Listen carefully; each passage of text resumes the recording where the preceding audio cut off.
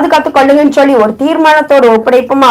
சோத்திரம் சோத்திரம் சோத்திரம் சோத்திர தீர்மானத்தோடு ஒப்படைத்து தேவனுடைய கரத்துல நம்ம கொடுத்து நம்ம முற்றிலுமாக இது பண்றோம். அது மாத்திரமல்ல, எந்த காரியத்தை குறித்து நீங்க பயப்படாதீங்க. இயேசு கரத்துல நீங்க கொடுங்க.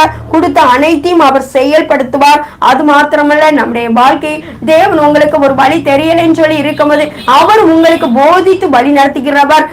உங்களுடைய வாழ்க்கையும் தேவன் செயல்படுவார். அனைத்து காரியத்தையும், எந்த காரியமா இருந்தாலும், உங்க பிள்ளைகளுடைய காரியங்களா, இல்ல படிப்பின் காரியங்களா, எந்த மரண காரியங்களா, இல்ல எதிர்கால காரியங்களா, எந்த பயத்தையும் தேவன் நீக்க வல்லவர். இயேசு கரத்துல நீங்க கொடுக்கும்போது தேவன் புது வழியை உங்களுக்கு உண்டாக்குவார். நான் உனக்கு போதித்து நீ நடக்க வேண்டிய வழியை உனக்கு காட்டுவேன். உண்மையில் என் கண்களை வைத்து உனக்கு ஆலோசனை சொல்வேன் என்ற தகப்பன் உங்களுக்கும் ஆலோசனை சொல்வார். உங்களுக்கு அவ்வப்போது உங்களையும் போதித்து வழி நடத்துகிறவராய் உங்கள் மத்தியில் உங்கள் கூட இருப்பார். அந்த காரியங்களை தேவனுடைய கரத்துல கொடுங்க.